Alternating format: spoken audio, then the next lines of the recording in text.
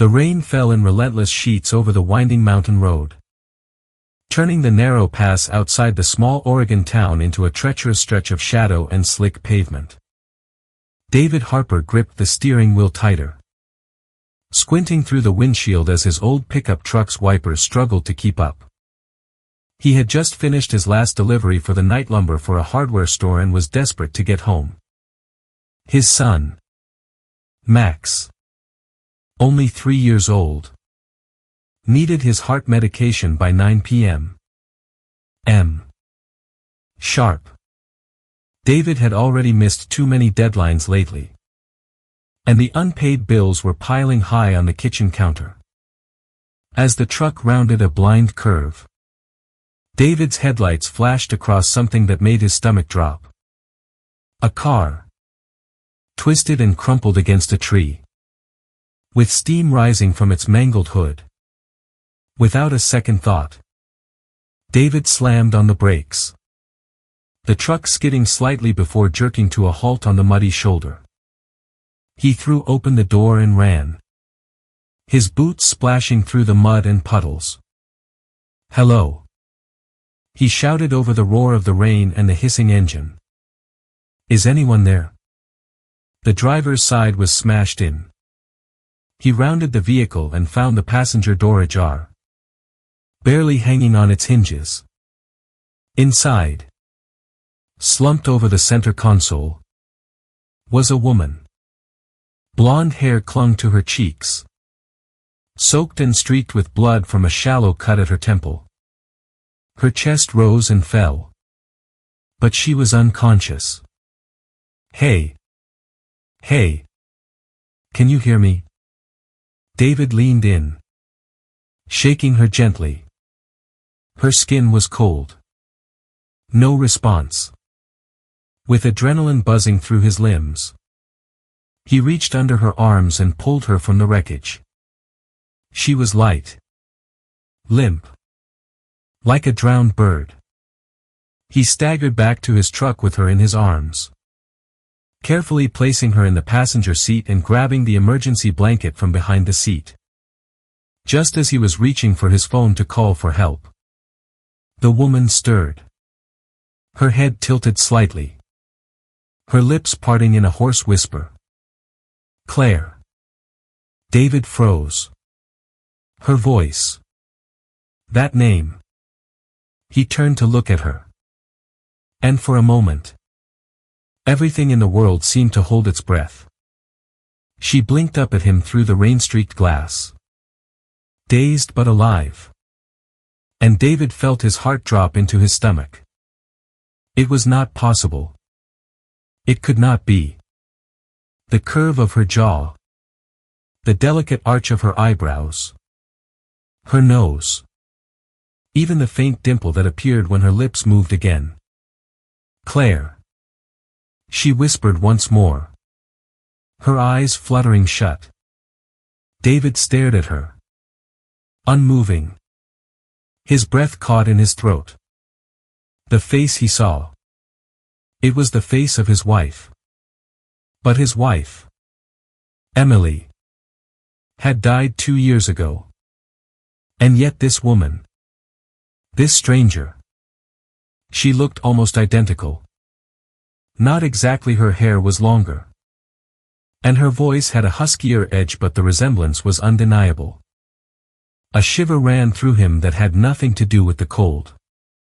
He sat there soaked to the bone, staring at her while the storm raged on outside. His hands trembled as he finally picked up the phone and dialed 911. "Yes. I have a car accident victim. She is alive but unconscious. We are about 10 miles east of Millage, just off the main pass. Please send an ambulance." After hanging up, he looked at the woman again. "Claire. Who are you?" he thought. "And why do you have my wife's eyes?" He didn't realize he was still staring until her hand twitched beneath the blanket. His fingers reached instinctively to adjust it, tucking it beneath her chin. The road outside had emptied. The world, for a brief moment, had narrowed to the tiny cabin of his pickup truck. The steady drip of rain, and the mystery of a woman who should not exist. As red and blue lights began to reflect off the slick pavement in the distance, David couldn't shake the strange feeling pulsing in his chest. Not just fear. Not just confusion. But something deeper, recognition. Connection. And the first spark of a truth he could not yet name. David carried the woman gently from the truck to the small guest bed in the corner of his modest home. Rainwater dripped from her coat onto the wooden floor. But he barely noticed. His hands were still trembling. She had said her name was Claire. And yet her face, God. Her face looked so much like Emily's. It was like staring at a ghost that refused to fade. Her cheekbones. The curve of her lips. Even the faint freckle near her left eyebrow. The resemblance clawed at his chest. Max stood by the kitchen doorway in his dinosaur pajamas, clutching his stuffed bunny. His wide brown eyes locked on Claire. "Mommy," he whispered. David's heart cracked at the sound. He dropped to one knee beside Max. "No, buddy," he said softly, brushing a curl from his son's forehead. "This is Claire. She's just staying here for a little while." "Okay." Max blinked. Uncertain. He looked at Claire again as she stirred slightly on the bed. Her lashes fluttering. "Okay," Max whispered. But his eyes lingered on her. By morning, Claire was sitting at the table. Her hair still damp. Wearing one of David's old flannel shirts. She looked out the window as if trying to piece the world back together. She had no ID. No phone. No memory of where she had been going. Just her first name and a haunted look that seemed to speak of roads too long and burdens too heavy. "I can cook," she said quietly after a long silence. "To repay you for letting me stay. It's the least I can do." David hesitated. "You don't have to." "I want to," she said. She moved around his kitchen with a quiet, unnerving precision, opening cupboards as if she already knew what was inside. David watched her chop onions with practiced ease and crack eggs into a bowl like she had done it 1,000 times. The smell that soon filled the kitchen hit him like a punch to the gut.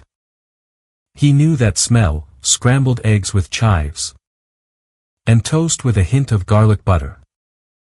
It was Emily's favorite breakfast.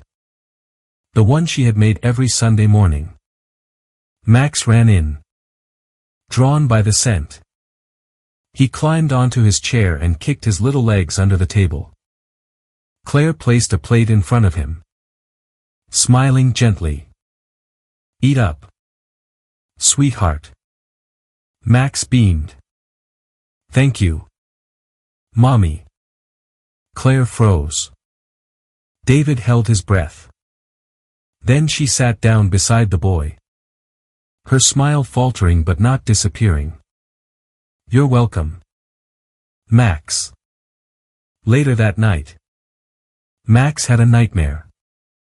David rushed in to find the boy sobbing, clutching his chest. Claire was already there, kneeling beside the bed, wrapping Max in her arms.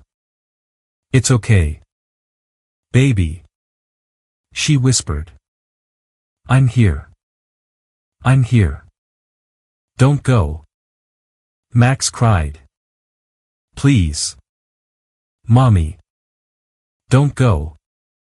Claire looked up at David then, her eyes wide and wet. She rocked Max gently, smoothing his hair. "I'm here," she whispered again. "I promise." David stood frozen at the door. The past and present tangled around his throat. In the dim nightlight, Claire's face looked like a memory he had never truly let go of. He turned away before the tears could come. The next morning, Claire sat by the window again. Max asleep in her lap. Her hand rested on the boy's back protectively. Her face carrying the softness of someone who had found something she never knew she needed. "I should leave soon," she said when David entered the room. "You can stay," he replied. Too quickly. Then, more carefully. "At least until we figure out where you belong." Claire looked down at Max. "I think part of me already knows." It had been 2 weeks since the accident. And Claire had not left. She went with David to the grocery store, the pharmacy, and even the town diner, where she insisted on helping with breakfast prep in exchange for fresh eggs. But every evening, she returned with them to the little house on the edge of the hills. And every morning, she woke with Max curled into her side, as if he had known her his whole life. David watched this slow, blooming connection with a strange ache in his chest. He had stopped correcting Max when the boy called her mommy. Claire never encouraged it. But she didn't reject it either. There was something in the way she looked at Max, protective, tender, that made David's chest tighten. And then there was her laugh. It had happened one afternoon when Max spilled juice on her lap and burst into tears. Claire scooped him up, spinning him in the air as she laughed. A sound so full of life and light that David had to look away. Emily had laughed like that. Not all the time, but enough for the memory to echo now. Uninvited. At night, David would sit on the porch while Claire cleaned up inside. He'd light a cigarette he rarely smoked, stare at the stars, and tell himself this was temporary. But it wasn't that simple anymore. The way Claire smiled when Max brought her wildflowers. The way she made soup when David coughed. The way she tucked a blanket around him when he dozed off on the couch. These were not the gestures of a guest. They were the quiet rituals of someone who had always belonged. One evening at the grocery store, something shifted. A tall, well-dressed man with a European air approached Claire near the produce section. David hung back instinctively. They spoke briefly in French, a language that flowed from her with fluid precision. Claire seemed startled, then guarded, before turning away with a cool nod. She returned to David with apples in hand and a faint, unreadable smile. He said nothing on the drive home, but he couldn't shake it. Later that night, sleep wouldn't come. Max was asleep in Claire's lap, both of them curled up on the couch. Claire's hand rested lightly on Max's back, her breath steady and calm.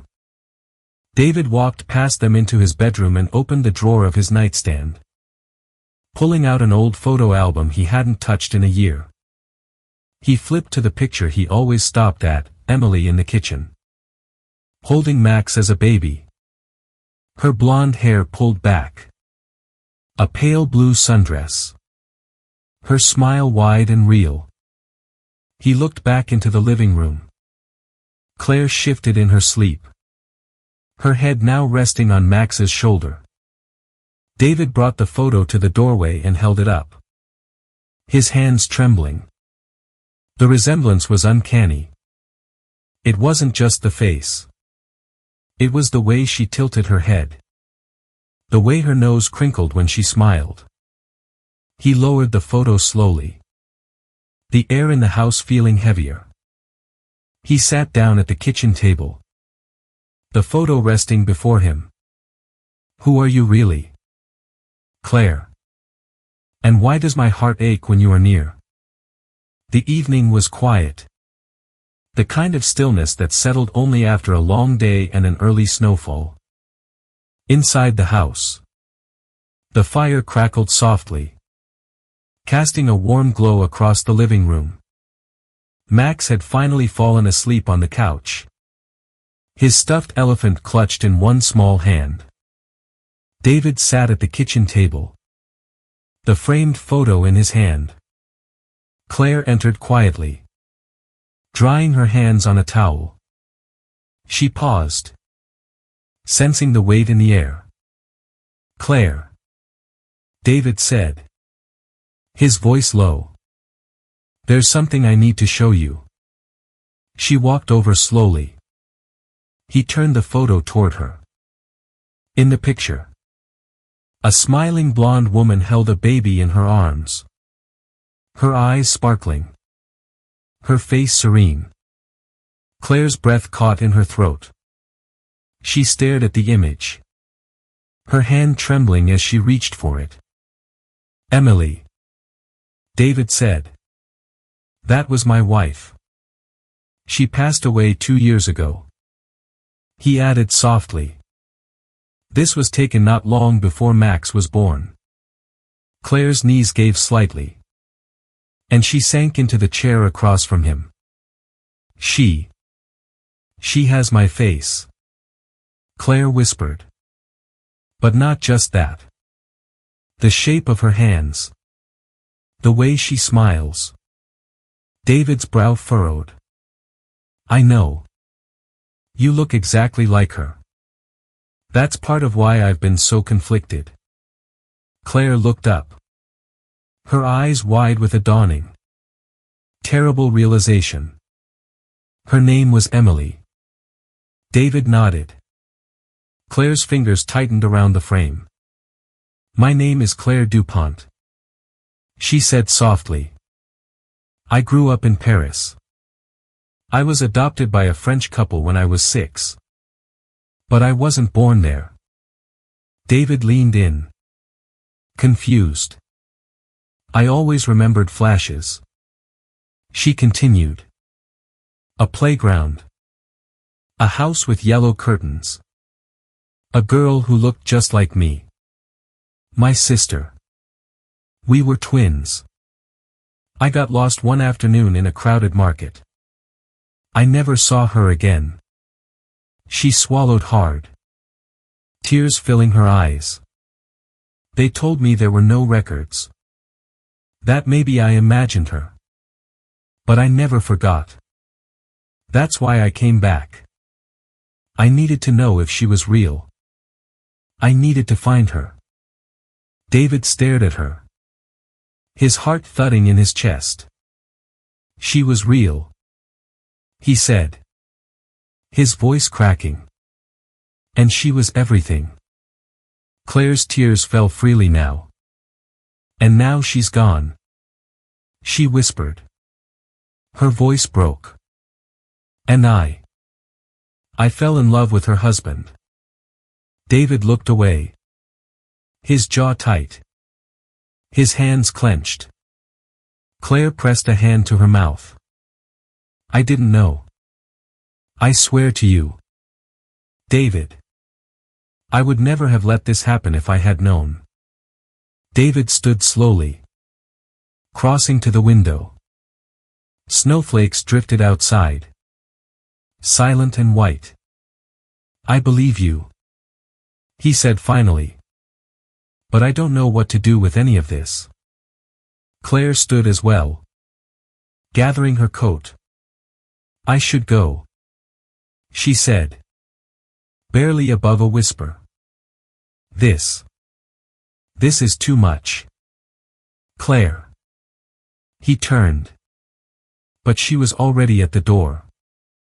She paused, her voice trembling. "For a moment, I thought I'd found a family. I thought maybe I belonged somewhere. And then she was gone." The door clicking softly behind her. David stood in the silence, holding the photo, his world spinning. He hadn't just lost Emily once. He had just lost her all over again. Claire slipped out just before dawn. The night was silent except for her quiet footsteps as she gathered a few belongings. She paused at the coffee table, heart pounding, and laid down a note in neat but shaking handwriting. David. I love you and I love Max. I came searching for family. And I found both of you. But I cannot stay.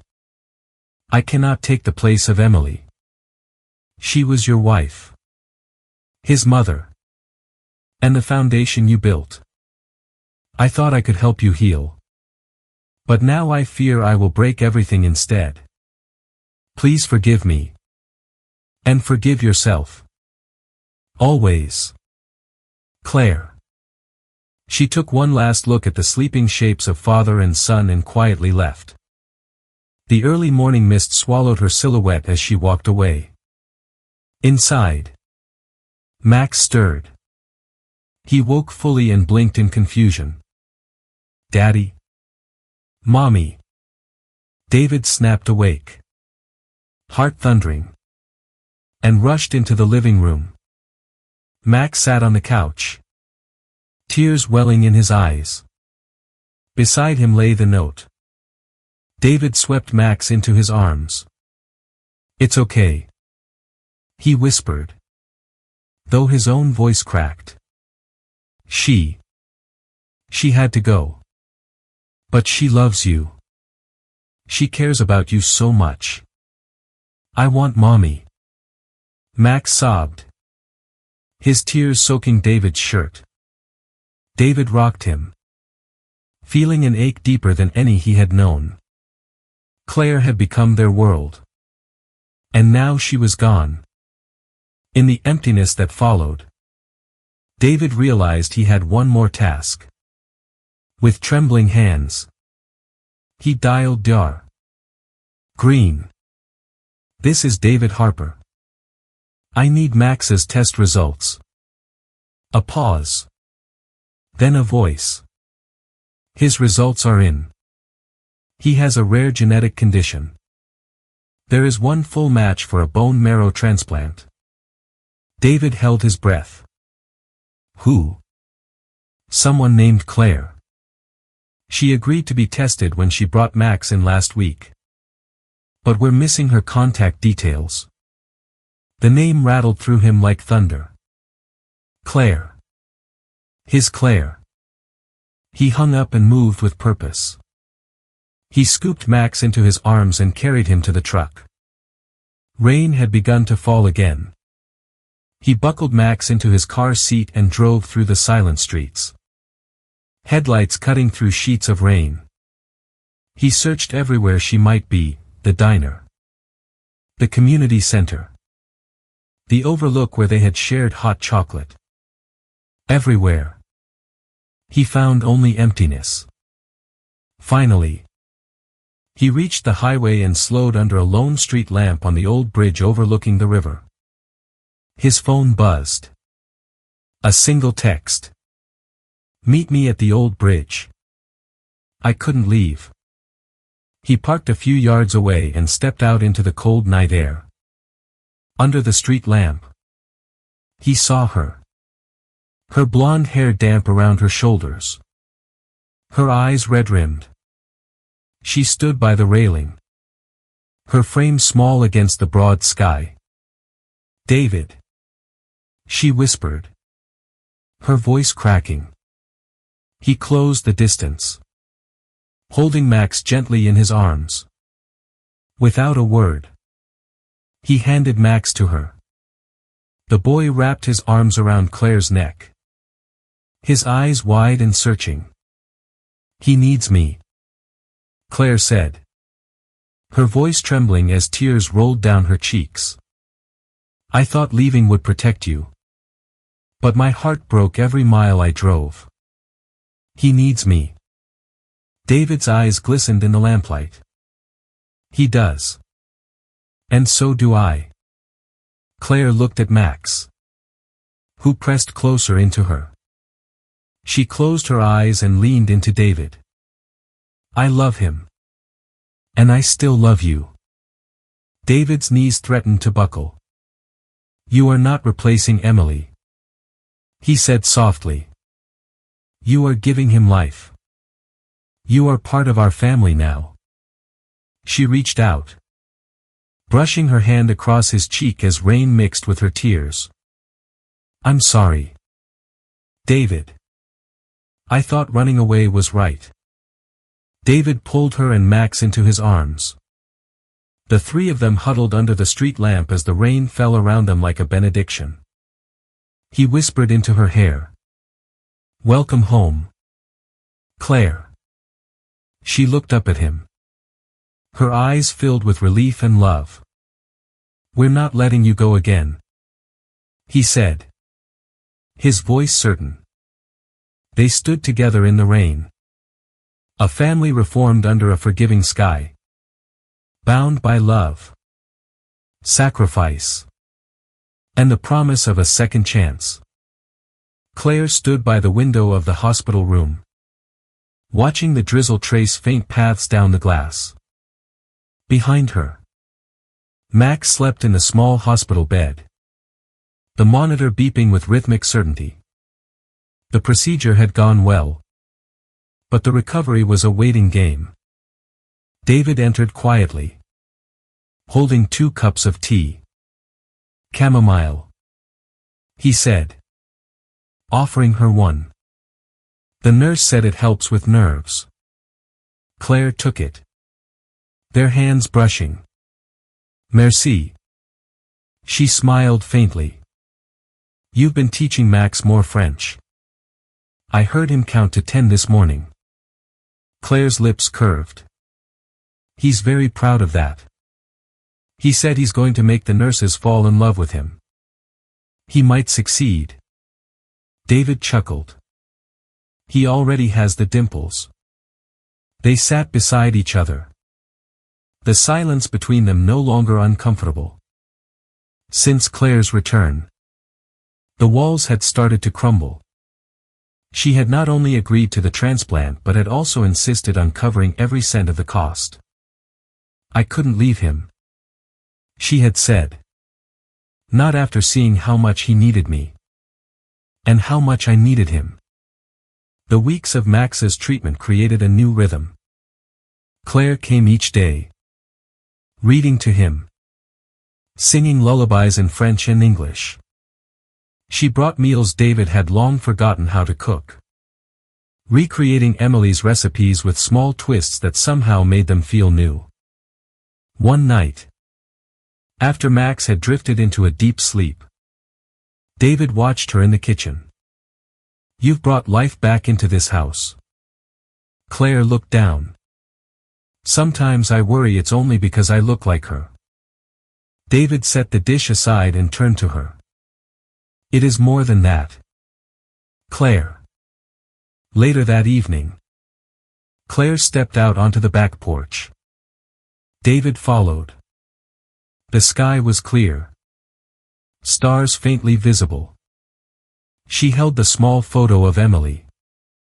She had my eyes, Claire said softly. But hers were always stronger, braver. I was the quiet one, the dreamer. I only know the woman I married, David said, stepping closer. And I only know the woman standing in front of me now. Claire turned, her expression unreadable. Do you love me, David? His breath caught. Yes. She hesitated. Do you love me because I look like her? Or because I am me? David reached out and took her hand, pressing it to his chest where his heart beat steady and sure.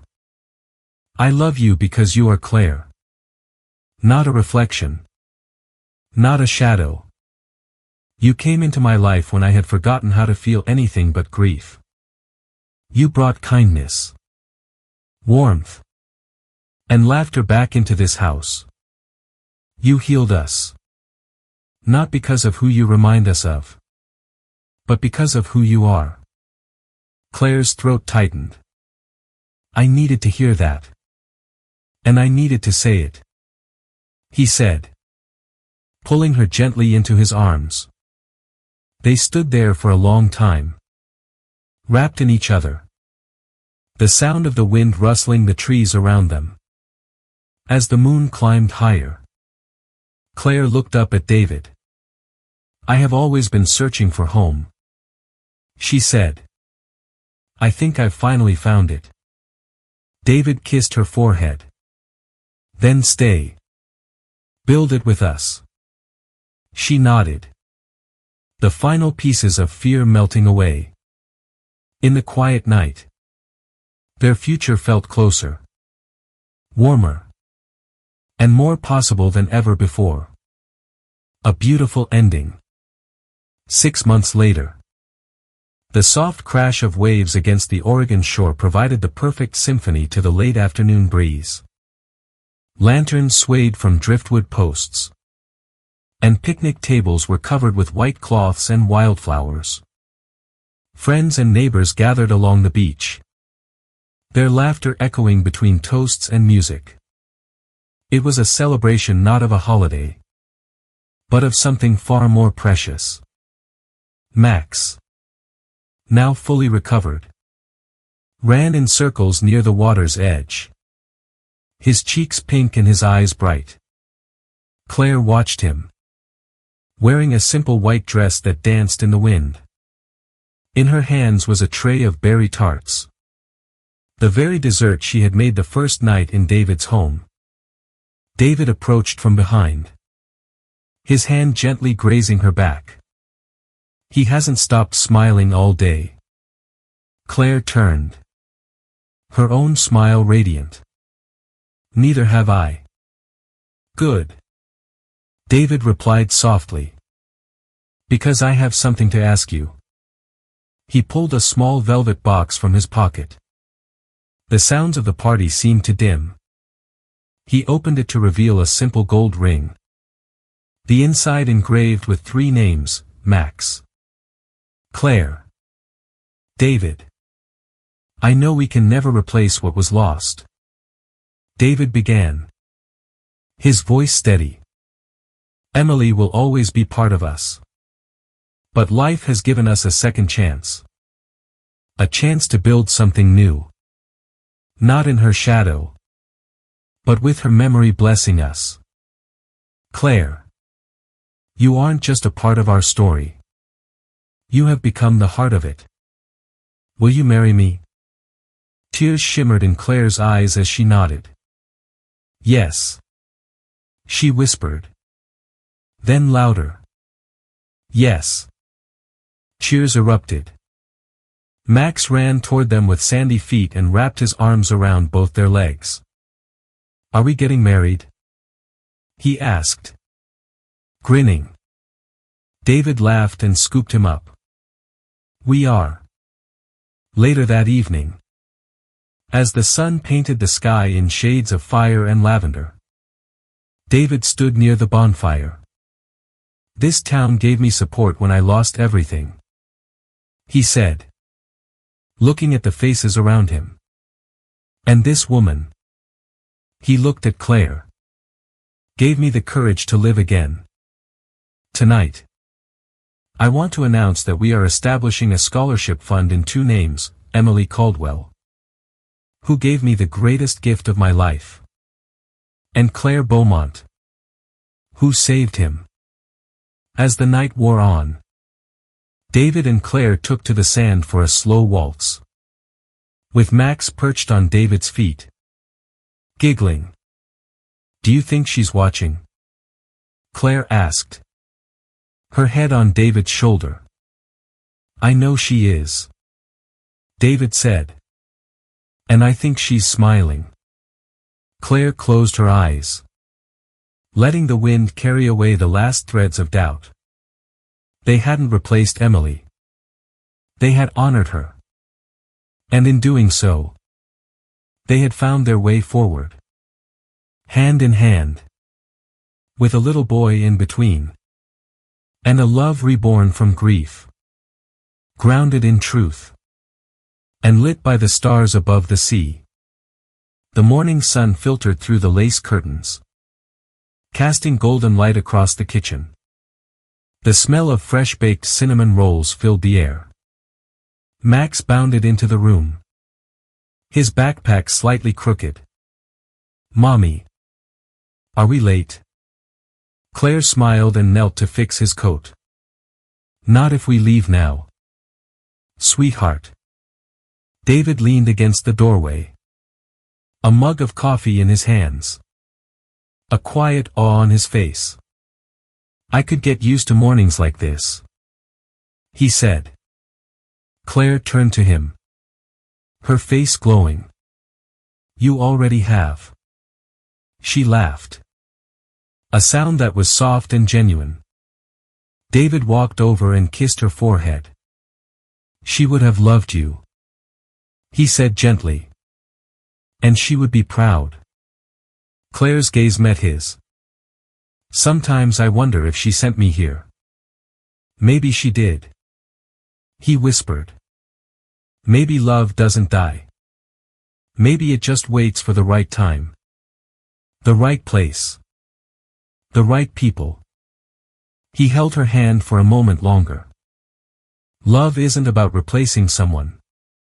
It's about carrying them with us while we build something new. You are not her shadow, Claire. You are the new light in my life." As they stepped out into the morning sun, hand in hand, with Max skipping ahead, the words lingered in the air like a quiet prayer. Love doesn't replace the past. It redeems it. Thank you for joining us on this emotional journey of love, loss, and healing. If this story touched your heart, don't forget to like, comment, and share it with someone who believes in second chances. For more heartwarming and soul-stirring stories like this one, true tales of resilience, compassion, and unexpected love, make sure to subscribe to Soul-Stirring Stories and turn on the notification bell. You'll never miss a moment that could change your perspective, or maybe even your life. Until next time, stay kind, stay hopeful, and remember, sometimes the most beautiful chapters come after the hardest storms.